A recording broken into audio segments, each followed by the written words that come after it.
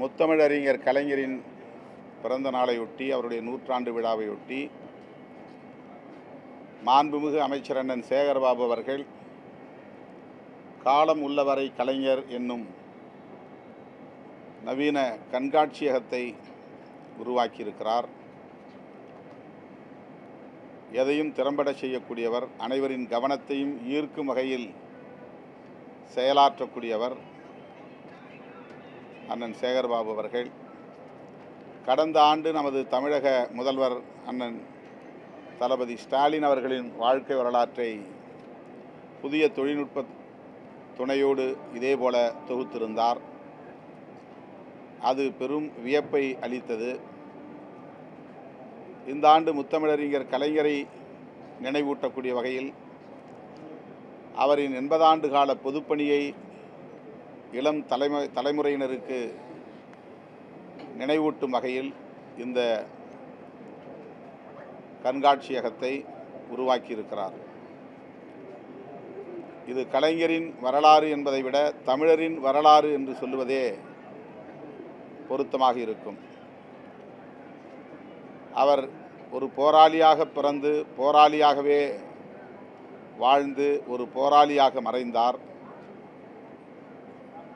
எவ்வளவோ கடுமையான விமர்சனங்களையும் தாண்டி அவதூறுகளை கடந்து தமிழுக்கும் தமிழ் மக்களுக்கும் தமிழ் மண்ணுக்கும் அவர் ஆற்றிய பங்களிப்பு என்றென்றும் வரலாற்றில் நிலைத்து நிற்கும். அவருடைய இலக்கிய படைப்புகளாக இருந்தாலும், நினைவு கோட்டங்களாக இருந்தாலும், வானுயர வள்ளுவனுக்கு சிலை எழுப்பிய அந்த வரலாற்று பதிவாக இருந்தாலும், காலம் உள்ளவரை கலைஞரை நினைவூட்டி கொண்டே இருக்கும். அத்தகைய ஒரு மகத்தான போராளியின் வாழ்க்கை வரலாற்றை இன்றைய புதிய தொழில்நுட்பத்தோடு இணைத்து மிகச் சிறப்பானதொரு கண்காட்சியகத்தை உருவாக்கிய அண்ணன் சேகர்பாபு அவர்களை நான் நெஞ்சார பாராட்டுகிறேன், வாழ்த்துகிறேன். அவருக்கு உற்ற துணையாக இருந்திருக்கிற, செயல்பட்டிருக்கிற அரசு ஆர்ட்ஸ் கோபி, கவிஞர் பா விஜய், இயக்குனர் கி மணிவண்ணன், ஃபியூசன் விஆர் டீம் ஆகியோரையும் இந்த நேரத்தில் பாராட்டுவது நம்முடைய கடமை. அவர்களையும் நான் நெஞ்சார பாராட்டுகிறேன். முத்தமிழறிஞர் கலைஞர் இன்றைய தமிழ்நாடு உருவாக்கத்திற்கான, நாம் காணுகிற இன்றைய தமிழ்நாட்டின் வளர்ச்சிக்கான சிற்பி, நவீன தமிழகத்தின் சிற்பி என்று கலைஞரை இன்றைக்கு அண்ணன் சேகர்பாபு அவர்கள் இந்த கண்காட்சியகத்தின் மூலம் தமிழ் சமூகத்திற்கு அடையாளப்படுத்தியிருக்கிறார்.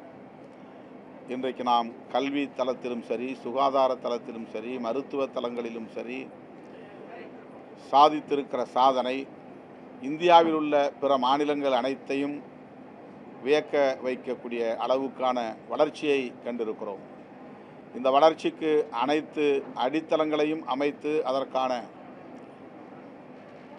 பங்களிப்பை ஆற்றியவர் நம்முடைய முத்தமிழறிஞர் கலைஞர்.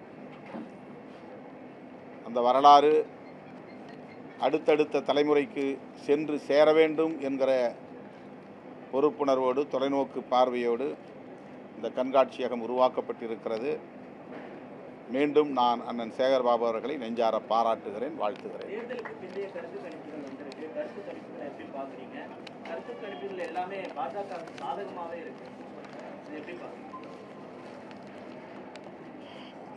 கருத்து கணிப்புகளை நாம் ஒருபோதும் பொருட்படுத்துவதில்லை. கருத்து கணிப்புகள் பாஜகவுக்கு சாதகமாக இருக்கிறது என்று உங்கள் கேள்வியிலேயே இருக்கிறது. ஊடகங்கள் ஒரு சார்பாக செயல்படுகின்றன என்று இப்போது நாம் சொல்லவில்லை, தொடர்ந்து சொல்லிக் கொண்டிருக்கிறோம். கடந்த 10 ஆண்டு கால இருண்ட ஆட்சி இந்தியாவை அதல பாதாளத்தில் சரிய வைத்திருக்கிறது. ஆனாலும் ஊடகங்கள் அந்த இருண்ட ஆட்சியின் கைப்பாவைகளாகவே செயல்பட்டு வந்திருக்கின்றன என்பதுதான் கடந்த காலங்களில் நாம் கண்டிருக்கிற கசப்பான உண்மை. அது இன்றும் தொடர்கிறது. நாளை மறுநாள் அதற்கு ஒரு முடிவு தெரியும். மக்கள் எழுதிய தீர்ப்பு ஜூன் 4ஆம் தேதி வெளியாக இருக்கிறது. இந்தியாவை சூழ்ந்த இருள் அகல இருக்கிறது. புதிய வெளிச்சம் பிறக்க உள்ளது. இந்தியா கூட்டணியின் ஆட்சி மலர உள்ளது. ஜனநாயகத்தை பாதுகாப்பதற்கான புதிய விடியலாக ஜூன் 4ஆம் தேதி நமக்கு மலர இருக்கிறது என்பதை மகிழ்ச்சியோடு தெரிவித்துக் கொள்கிறேன். இந்தியா கூட்டணியின் வெற்றிக்கு திராவிட முன்னேற்றக் கழகத்தின் தலைவர் அண்ணன் தளபதி அவர்களின் பங்களிப்பு என்பது மகத்தானது. இந்த வெற்றிக்கு பின்னர் அது மேலும் உறுதிப்படுத்தப்படும். இந்தியா கூட்டணியின் ஆட்சி அமர்வதில் தமிழ்நாட்டின் பங்களிப்பு, குறிப்பாக திராவிட முன்னேற்றக் கழகத்தின் பங்களிப்பு, அதிலும் குறிப்பாக திமுக தலைவர் தமிழ்நாடு முதல்வர் அண்ணன் ஸ்டாலின் அவர்களின் பங்களிப்பு குறிப்பிடத்தக்கதாக அமையும்.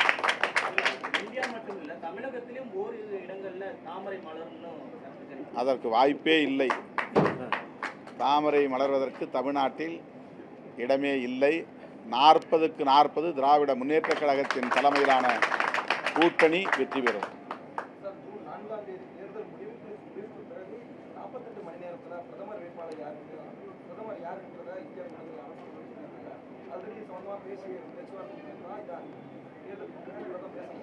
இந்தியா கூட்டணி ஜனநாயகத்தை காப்பதற்காக உருவாகி இருக்கிற ஒருமித்த கருத்துள்ள கட்சிகளின் ஒரு அணி.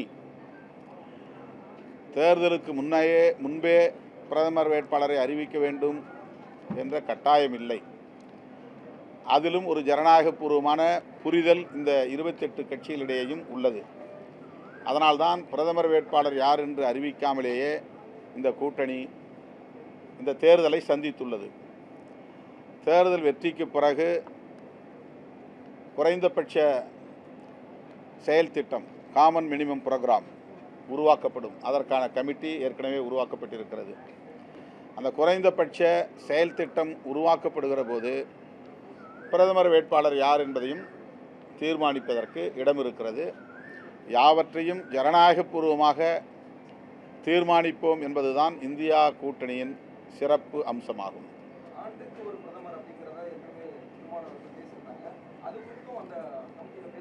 அது நானா சொன்ன கருத்தல்ல. பிரதமர் அவ்வாறு சொல்லி விமர்சனம் செய்தார். 5 ஆண்டுகளில் 5 பிரதமர்களை உருவாக்கப் போகிறார்கள் இந்தியா கூட்டணி என்று பிரதமர் கிண்டலடிப்பதைப் போல ஒரு கருத்தை சொன்னார். ஆனால் அதில் ஒரு உண்மையை அவர் ஒப்புக்கொண்டிருக்கிறார். இந்தியா கூட்டணி வெல்லப் போகிறது, ஆட்சி அமைக்கப் போகிறது, பிரதமர்களை உருவாக்கப் போகிறார்கள் என்கிற உண்மையை பிரதமர் மோடி அவர்களே ஒப்புக்கொண்டிருக்கிறார் என்பது புலனாகிறது. அதற்கு நான் பதில் சொல்லுகிற போது, ஒரே ஒருவர் பிரதமராக இருந்து 10 ஆண்டுகள் இந்த நாட்டை ஆண்ட நிலையிலும் இந்தியா பொருளாதாரத்தில் மிகப்பெரிய வீழ்ச்சியை கண்டிருக்கிறது. விலைவாசி உயர்வை கட்டுப்படுத்த முடியவில்லை. சமூக நல்லிணக்கம் கடுமையாக பாதிக்கப்பட்டிருக்கிறது. மதத்தின் பெயரால் வன்முறைகள் கட்டவிழ்த்து விடப்பட்டுள்ளன. சிறுபான்மையினர் மிகுந்த அச்சத்தில் வாழ்ந்து கொண்டிருக்கிறார்கள். பெண்களுக்கு பாதுகாப்பு இல்லை. தலித் மற்றும் பழங்குடியினருக்கு பாதுகாப்பு இல்லை. இப்படிப்பட்ட ஒரு மோசமான ஆட்சி இந்தியாவில் இதுவரையில் இருந்ததில்லை என்று சொல்லக்கூடிய ஒரு ஆட்சியாகத்தான் ஒரே ஒரு நபர் பிரதமராக இருந்த நிலையிலும் கடந்திருக்கிறது. ஆகவே ஆண்டுக்கு ஒரு பிரதமர் என்று அவர் கிண்டடிக்கிறார். அப்படி இருந்தால் ஒன்றும் தவறில்லை என்று சொன்னேன். ஆண்டுக்கு ஒரு பிரதமர் என்ற நிலை எடுத்தால் அது ஜனநாயகபூர்வமான ஒரு முடிவு. அது இன்னும் ஜனநாயகத்தின் உச்சத்தை தொடுகிற ஒரு முடிவாக அது இருக்கும். ஆகவே ஆண்டுக்கு ஒரு பிரதமர் என்று பிரதமர் மோடி கிண்டலடித்ததற்கு பதில் சொல்லும் வகையில்தான் அதை நான் வரவேற்கிறேன். ஆண்டுக்கு ஒரு பிரதமர் என்பதில் எந்த தவறும் இல்லை, அது ஜனநாயக விரோத முடிவும் அல்ல என்பதை விளக்கும் வகையில் என் கருத்தை பதிவு செய்தேன்.